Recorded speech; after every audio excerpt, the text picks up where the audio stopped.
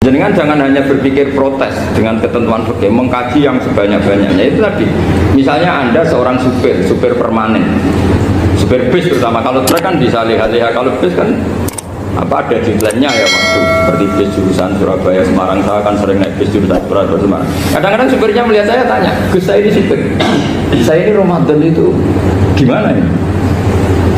Ya saya sudah ngerti setengah nakal, dan senengnya dijawab rasa poso ya saya tahu.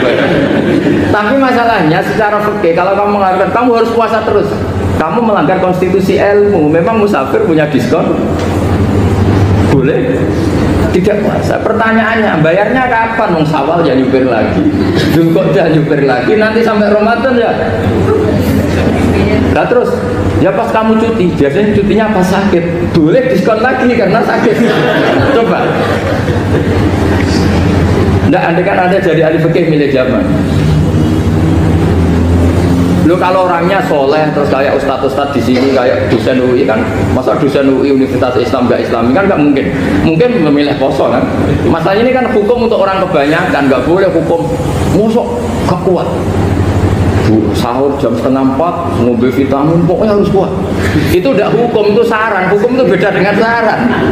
Hukum itu hanya berpijak musafir itu boleh iftar. Kalau saran memang boleh, ya usahakan kamu makan 3:30 pas fit bir. Terus kalau nyumpir selesai jam 10 nanti istirahat. Memangnya majikan bisa ngatur jamnya? Itu fikih. Maka menjadi perdebatan yang namanya pergi itu apa? Menurut Imam Syafi'i, pergi itu ya dari rumahnya ke tempat yang asing, yang tidak wilayahnya, namanya pergi. Menurut Imam Ahmad bin Hanbal enggak. Pergi itu tidak kerja. Jadi orang yang supir, yang seperti itu namanya tidak pergi, tapi kerja.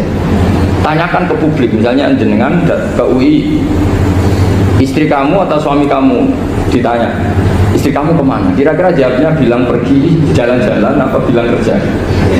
Kerja. Makanya kata Imam Ahmad bin Hanbal, mudi musafar atau orang yang berprofesi, yang profesinya memang harus pergi, kayak traveling atau supir, maka itu namanya tidak pergi, namanya itu kerja. Karena apa? Sekali distatuskan pergi, maka ikut status yang dikatakan Allah dan Rasul, dapat diskon, boleh tidak puasa. Maka terus kita debat tentang definisi. Nah, definisi ini penting karena yang menjadikan hukum rubah itu definisi. Misalnya gini, mbak ini ngaji saya, statusnya kalau pakai status saya ajnabi, orang lain bapak ajnabiyah, maka hukumnya saya melihat bapak ini haram karena statusnya ajnabi melihat ajnabiyah yang tidak mahram. Tapi kalau di fikih itu ada statusnya. Di antara lelaki boleh muwajahah sama perempuan adalah 1 untuk belajar, 2 untuk muamalah, 3 untuk kesaksian, 4 untuk pengobatan. Itu kan ada pengecualian-pengecualian. Sehingga statusnya sekarang, mbak itu belajar, apa ingin melihat Gusbah atau Gusbah itu mengajar atau ingin melihat mbak, itu statusnya bisa rubah. Makanya kalau sebetulnya kalau kita marung di warung misalnya Padang, kita nggak pilah-pilah, kebetulan pelayannya perempuan itu masih bisa dipilah cara oke, saya muamalah marung, cuma kebetulan penjaganya. Tapi masalahnya papa ini punya daftar penjaga yang cantik, itu masalah.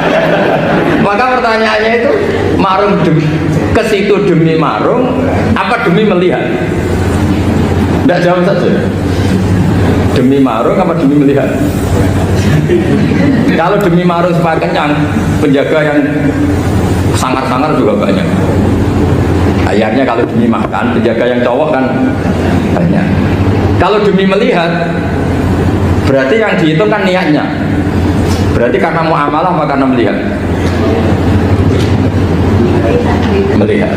Itu status. Jadi makanya kalau mudi musafar itu namanya orang pergi atau orang kerja?